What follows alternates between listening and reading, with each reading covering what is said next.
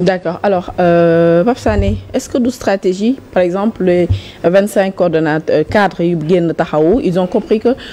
âge bi déjà limite d'âge pour que Khalifa Sall mën a nekk candidat à l'élection présidentielle atteindre na ko, donc ça veut dire que son avenir politique pare na. Donc ils ont fait le calcul xool déjà ni peut-être que ñoom c'est plus courageux de leur part wala pour seen avenir politique génn teg seen mouvance présidentielle parce que loolu la ñu annoncé ñoom ci seen communiqué bi. Ah bon, mënuñu écarter cette éventualité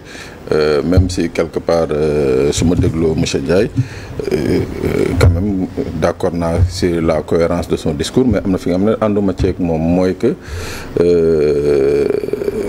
quand vous reprochez à Taxawu de vouloir pactiser avec ñi nga xam ne ñooñu ngeen doon xeex je crois que ba léegi c'est tout à fait normal je suis tout à fait d'accord avec vous mais ci diggante bi est-ce que yéen cadres yi vous avez essayé de faire quelque chose pour que taxawu boobu jéem a retourner dans le giron de Yewwi Askan parce que tamit la logique aurait voulu boo leen xeexee rapprochement Khalifa ak Benno Bokk Yaakaar ngeen war a mener le combat pour un rapprochement entre Yewwi Askan d'autant plus que nee nga bi affaire bi am da ngeen ne woon c'est une querelle qui n'en valait pas la peine tey jii soo leen opté wul pour la seconde option mooy maanaam fexe ba nga xam ne taxawu delluwaat mooy taxawu dugaat biir Yewwi je pourrais dire sincèrement par rapport à la question de Khady Sylla que effectivement quelque part peut-être gis na que c'est un horizon qui n'est pas du tout clair avec la limite d'âge bi nga xam ne lecture politique lañ def mu ngoog moom la Khalifa am peut-être que vous vous dites gisagu leen un leader en vue au niveau de Taxawu je sais pas je n'insulte personne il y a plein de bons gens au niveau de Taxawu mais vous vous dites qu'il y a pas un leader en vue donc doo leen fi nekk yéen dina ra xaaraat 5 ans est-ce que tey il n'est pas préférable pour vous de vous démarquer de toute cette ligne-là bañ a nekk pro pouvoir bañ a nekk pro Benno bañ a nekk pro pouvoir mais au moins ouvrir benn boulevard bi nga xam ne peut-être dañ leen mën a yóbbu éventuellement vers le pouvoir parce que moi je ne vois pas à l'état actuel maintenant vous me direz les raisons je suis tout à fait d'accord avec vous sur les raisons que vous avez évoquées mais man dama jàpp ne que dans un cheminement politique ce genre de querelle doit exister ce genre de débat doit exister surtout que Taxawu ñëpp gis nañ ci circonstances yu mu juddoo metti na woon trop et pourtant les gens ont tenu léegi que des gens de Taxawu ñëw ne ma rapprochement avec PS ça leur pose un problème je me dis que est-ce que ces gens étaient de véritables socialistes c'est une question maintenant après vous répondrez parce que c'est beaucoup de questions hein. Ouais, mais c'est deux questions okay. Là c'est deux questions oui. Parce que un rapprochement avec le PS venant de Taxawu man dama jàpp ne que c'est la chose la plus logique à mon avis. Les libéraux l'ont fait récemment. Waaw quel que soit parce que vous le dites souvent vous êtes en politique et que il ne faut jamais dire jamais. Alors si de l'autre côté comme mel ni peut-être Amadou Ba bu dee effectivement il y a des rapprochements ou une tentative de rapprochement que ngeen jóg kaas ko je suis tout à fait d'accord mais ce que je ne comprends pas mooy rapprochement bi ak PS ngeen bëgg ko contester là j'ai un problème vis-à-vis de moo tax voici mes deux questions. Oui donc d'abord hypothèse de départ bi mooy le président Khalifa day limite d'âge ce qui n'est pas en fait en 2029 il peut encore se présenter il n'aura pas atteint la limite d'âge. Il n'aura pas 75 ans. Non. En 2029. Ouais, il lui restera 1 an ou 2 ans à peu près. Ouais. Donc vraiment nous attribuer benn calcul s'il vous plaît monsieur Madi. waaw donc da nga doon ne est-ce que ñun nekkuñ di def ay calcul ne waaw benn lecture politique Khalifa mënatul doon candidat ndax atam day mët atam du mët 2029 mun na doon candidat et man li ma gëmoon ci président Khalifa Sall moom laa continuer di gëma suñu communiqué bi ba léegi ñun waxuñ ne président Khalifa nii la mel nee la mel ah non on lui a rendu un hommage c'est un homme pétri de qualité nit ku baax la nit ku yaatu la c'est un homme ouvert d'esprit et bon politique aussi dafa am d'autres exigences peut-être yoo xam ne moom à l'heure actuelle mënu ko gérer à son niveau peut-être mënu ko gérer à son niveau affection vis-à-vis du Parti socialiste peut-être aussi conflit bi amoon avec le PASTEF parce qu'on s'interroge aussi est-ce que quelque part il y a pas un peu de d'émotion est-ce que conflit bi demul woon ba métti bashing yi saaga yi dans les réseaux sociaux loolu yëpp mën na nekk parce que être humain la à partout donc peser le pour et le contre peut-être que mu am plus un penchant vers Benno Bokk Yaakaar vers un retour au Parti socialiste yow c'est évident pour yow que moom bon il a toujours clamé il est socialiste comme nous tous on est socialiste mais c'est pas pour autant que parti man damay juger parti pas ci idéologie bu muy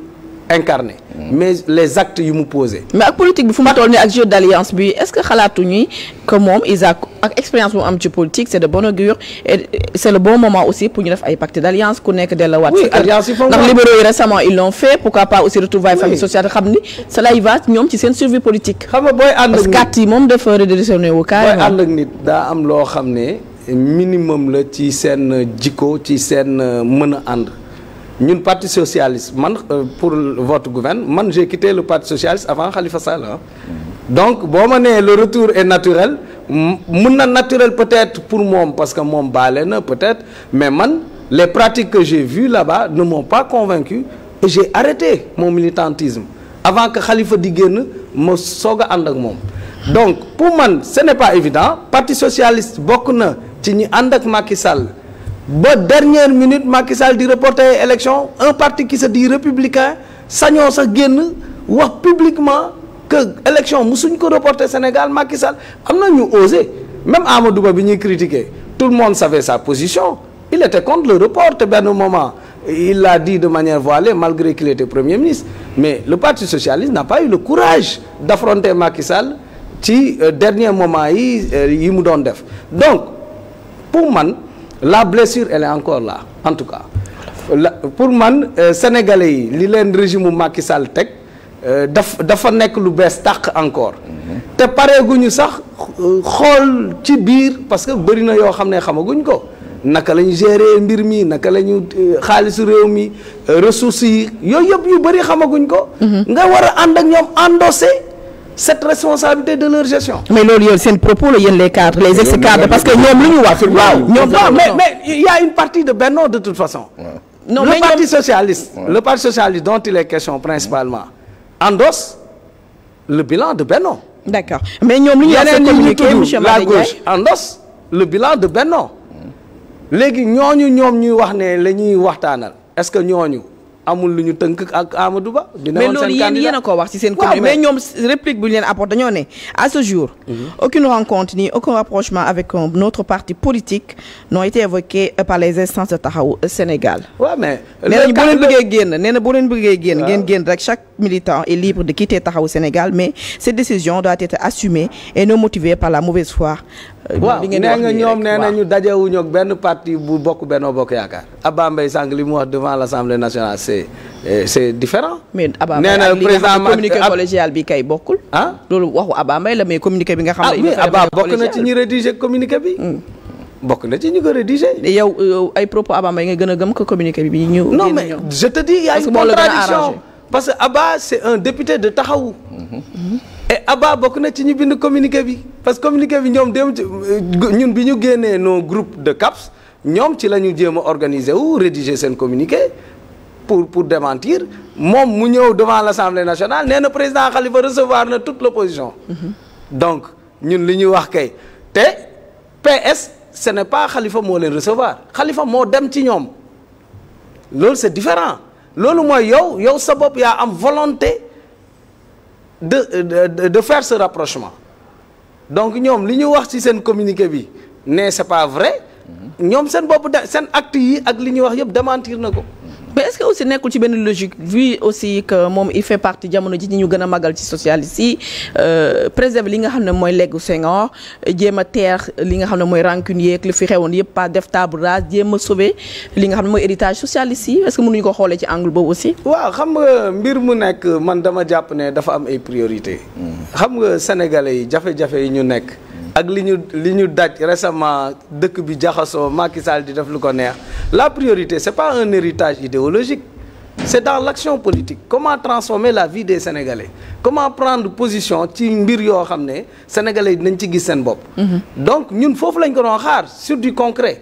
donc li nga wax sànq ñoom nee nañ ci seen communiqué ñun bu ñu bëggee dem rek bu ñu ut lay mais ñun man mii di wax ak yéen presque 24 ans maa ngi ci opposition boo ko dindee ci samay at dara desu ci man utuma fenn fu ma dem musuma bokk ci pouvoir musuma ànd ak pouvoir dama yàgg di xeex pouvoir Macky Sall man ak moom ñoo bokk même dëkk sama ñaari rakku papa nekk président conseil d'administration kenn ki nekk député sama propre cousin nekk directeur général d'une société de Macky Sall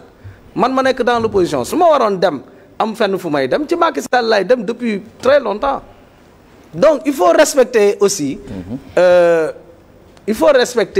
nit yi seen engagement seeni principe c'est pas nit ki ànd na ak yow bon j'ai entendu le député Abba lu mu wax nee na ñun kenn xamuñu moom sax xamuñu mais man ak Abba ñoo ak ñeneen un petit groupe de moins de 10 personnes ñun ñoo teg le mouvement de cadre ñun ñoo ko teg. Et vous êtes au nombre de combien yéen ñi génn 25 wala 24. on était 26. dañuy wax 25 parce que man maay coordonnateur bi plus 25 autres personnes. mais ci diggante démb ak tey am na ñeneen ñu ñëw am na d'autres responsables de taxawu sax yu ñu dégg yu ñëw. est-ce que amul benn je sais pas je veux pas dire le mal profond maanaam frustration boo xam ne lii moo ko soulever maanaam bi mooy cause immédiate bi mais cause lointaine mooy ci biir au sein de taxawu dafa am ay friction ci biir ndax ñu bëri nga ruuma daan ne dafa am 2 camps yoo xam ne ils s'affrontent en interne camp wu Barthélémy Dias ak ki nga xam ne mooy Khalifa Babacar Sall. non gëwuma ko nag man personnellement man awma camp man moom su may politique su ma nekk ci ay principe laay doxee. bu amee lu marché wul président directement dama ko koy wax chaque fois président lii doxul nañ ko jubanti donc man ci loolu laay dox dug ay question camp effectivement ay frustration am na lu bëri sax am na ñu bëri ñu démissionné sax avant ñun notre démission parce que ñu si bëri dañoo jàpp ne c'était pas respectueux ñu dem élection ñu jékki-jékki dans la presse